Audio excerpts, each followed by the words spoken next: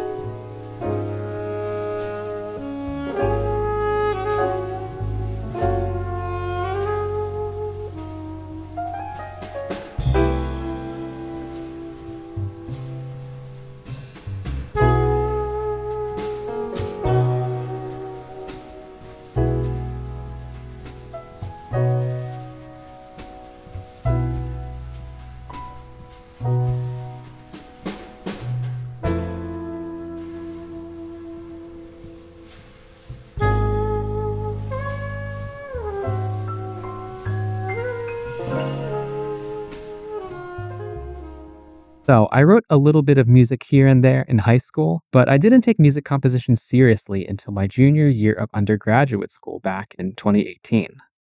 One of the first songs I wrote was this ballad called Make It Work. It was a homework assignment in my jazz theory class, which was taught by Ralph Bowen. Quick shout out to my saxophone and jazz theory professor, Ralph Bowen, who helped me so much. In this video, I'll be looking at this song and seeing if I can make it better now that I have 6 more years of writing experience. So for this assignment, I had to write a composition with a 12-bar form. This is a 12-bar form, of course, ignoring this little cued section, but it still worked for the assignment. Depending on how many times this is cued, you can have a different number of measures, but I still consider it a 12-bar form, and it was considered a 12-bar form for the assignment. The most obvious choice when writing a 12-bar form is to write a blues song, the most famous of 12-bar forms perhaps in the world. I decided to take a different approach instead, and I wrote a ballad. Now, most jazz ballads have a 32-bar form with an AABA melodic structure and a slow tempo.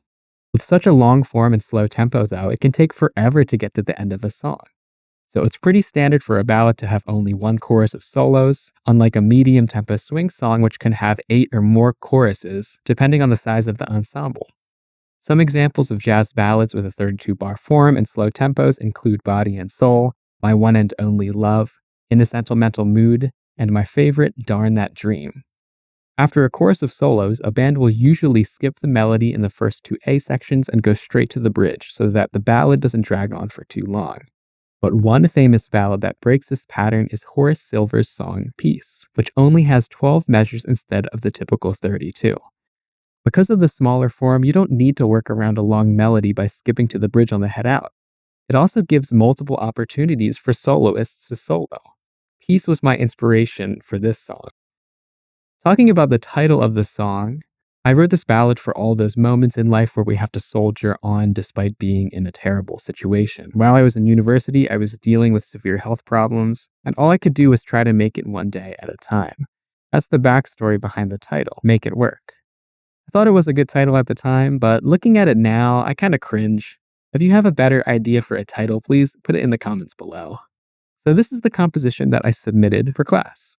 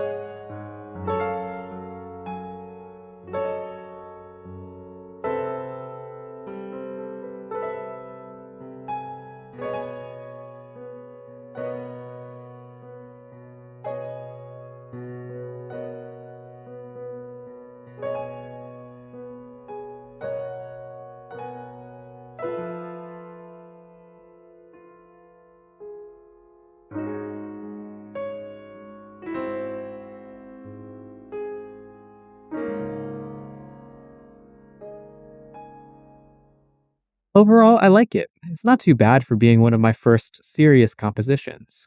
But now I'm a lot more intentional with my harmonic choices. My 6 years of experience with writing music has led me to believe that harmonic choices need to be thought of more carefully. By making more specific choices, structure and motifs can be created. This theme of searching for structure over randomness is present in all of the changes that I'll discuss in this video. The first thing that I changed are these G flat 7 chords in measures 2 and 4, these chords right here. The 4-7 chord is strongly associated with the blues, so measures 2 and 4 end up sounding very bluesy. But the rest of the song doesn't have any blues elements, so choosing G flat 7 chords feels random and out of place. In the revised version, I replaced these G flat 7 chords with these G flat 6-9 chords. That way, the entire song has a more consistent harmonic atmosphere.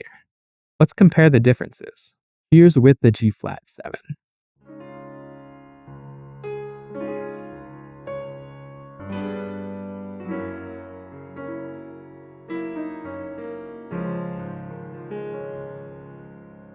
And then this is with the G flat 6-9 chord.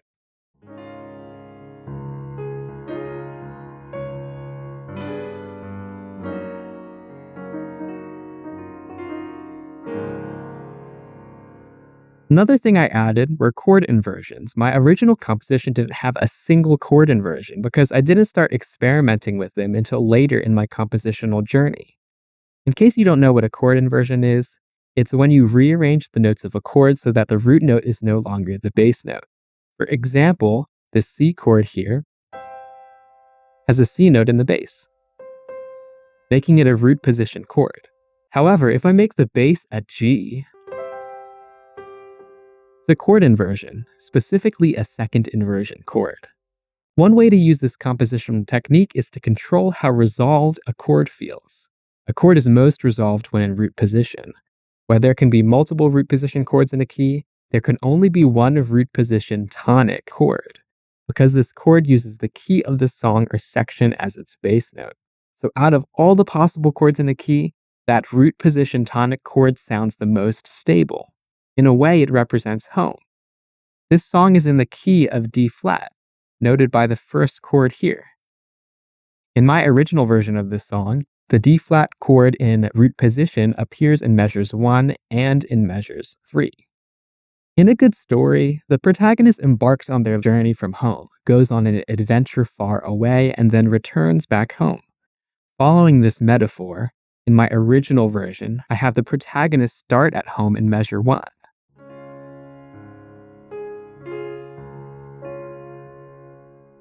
In the second measure, we leave home.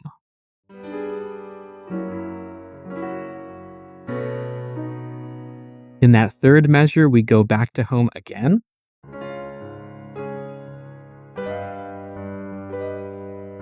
And then in the fourth measure, we leave home again for the rest of the song.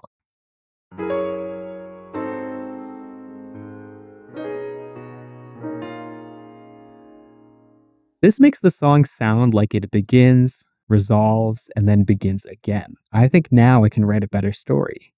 By inverting the D flat major 9 chord in measure 3 to a second inversion,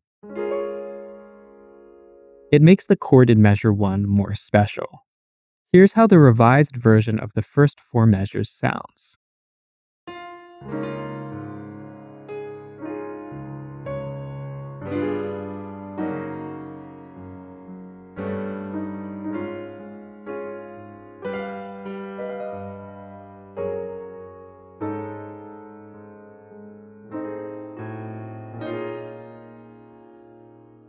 Did you notice how in the first 4 measures of the revised version, we save that home chord for the very beginning? Although we get to this D flat add 2 over A flat in measure 3, it still sounds like home, but it's not exactly there because of the inversion. I much prefer this new first 4 measures than the old one. The next compositional technique that I worked on is bass note movement. By studying the music of my jazz heroes like Pat Metheny and Fred Hirsch, I learned how important bass note movement is. In my original composition, I have a whole step resolution from B7 in measure 2 to D flat major 9 in measure 3. Sounds like this.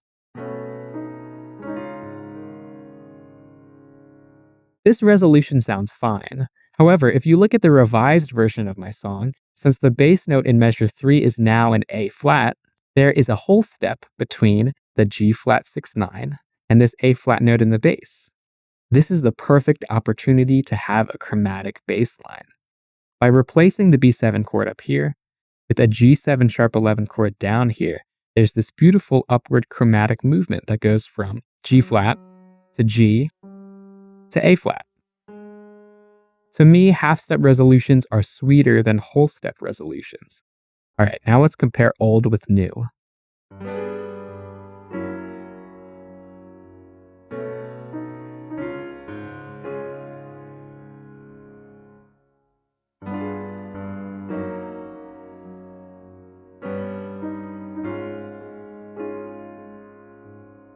The pool of that chromatic bass note is just a little bit sweeter than what I had going on previously.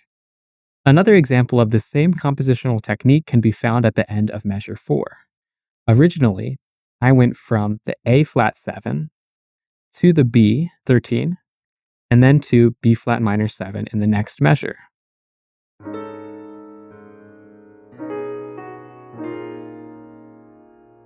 Since A flat to B flat is a whole step, however, that's another opportunity to have a chromatic bass line. This time I achieved this effect with the help of inversions. By using an F7 sharp 9 chord in first inversion with an A in the bass, I can create this rising chromatic bass line which goes from an A flat to A to B flat.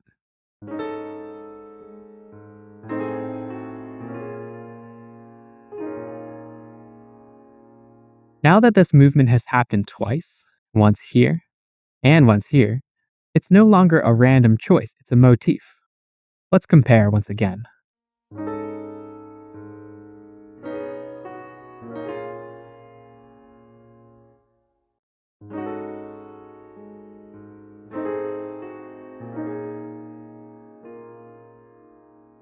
Additionally, this F7 sharp 9 structure on top tonicizes the B flat minor 11 chord.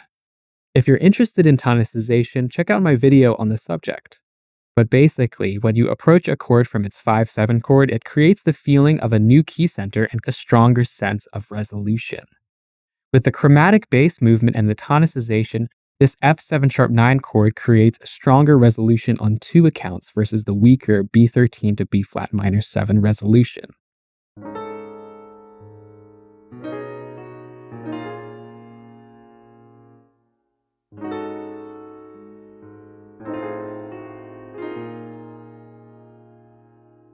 Now we're taking a look at measures 5 through 8 in the original composition.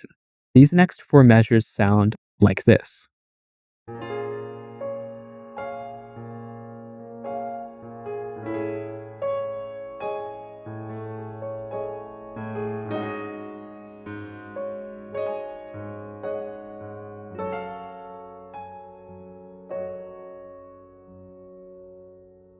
Once again, it's not too bad.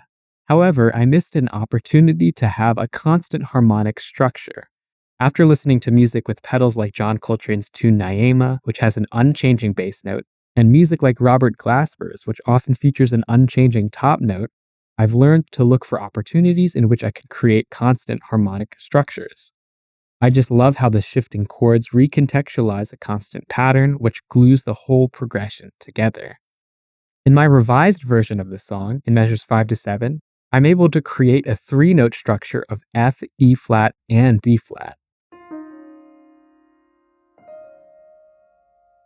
This three-note structure repeats 4 times in a row, from this B flat minor 7 chord, all the way up to this G flat minor major 7 chord.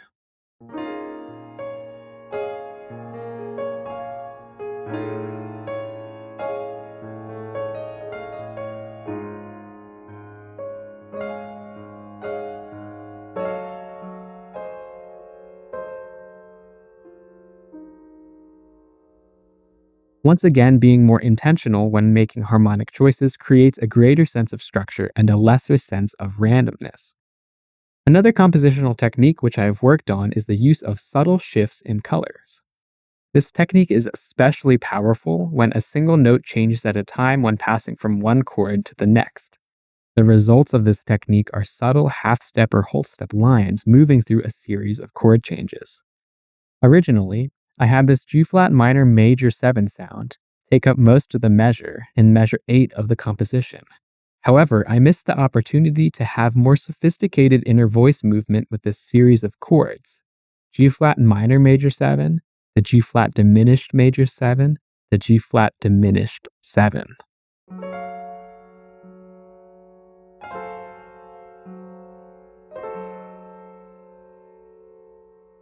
I love these little inner line movements as we subtly shift from our different diminished tonalities. The next three measures in the song presents a similar problem. Pickups to measure 9 through measure 11 sound nice. They sound something like this.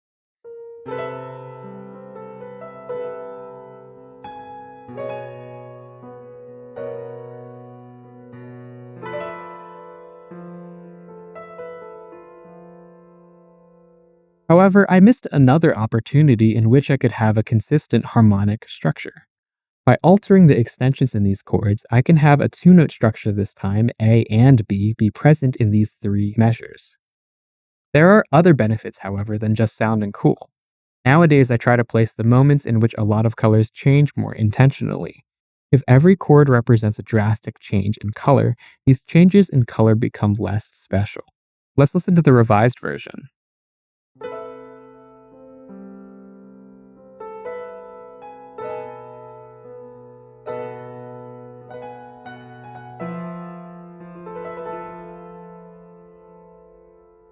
When we get to the C major 7 add 6 chord, or the C major 7 in the original version, we already are entering a new harmonic world from before. The first 8 measures of the piece have a lot of flats, belonging to a D flat major harmonic world. Going to this suddenly bright C major chord with a lot of naturals is surprising and unexpected, a far ways away from the previous 8 measures in tonality. Now that we've reached this new tonality, my more experienced self wants to sit in the sound for longer and with less alterations. So originally, we have A and B in the C major chord, an A flat and a B flat in the B chord, and then back to an A and a B in the F chord.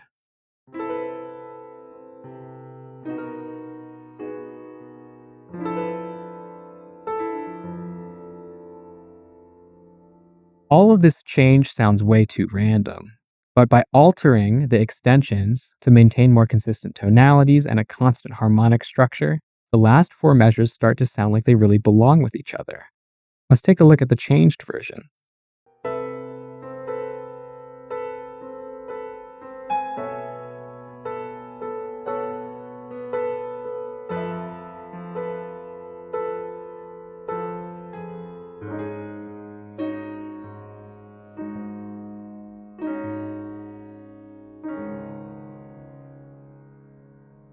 This brings us to the last measure of the song where I have my final alteration.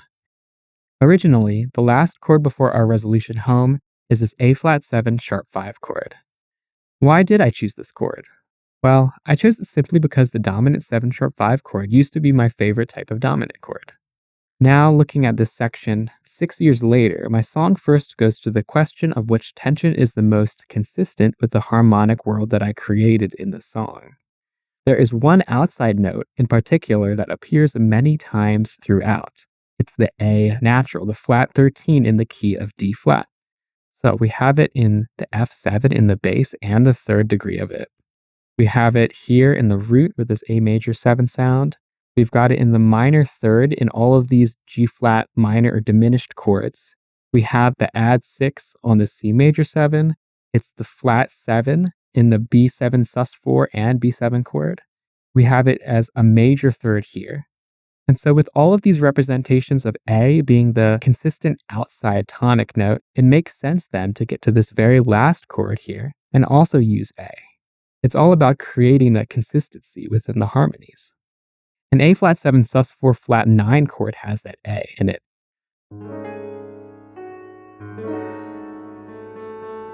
That A natural is more consistent with the harmonic world versus this A flat 7 sharp 5, which has an E natural as the tension note.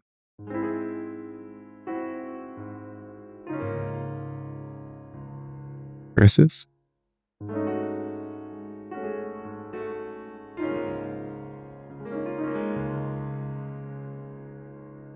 Today, I reviewed a piece of music I wrote in the very beginning of my compositional journey. My years of experience now have me seeking for more structure and less randomness. Here is how I would write this song now.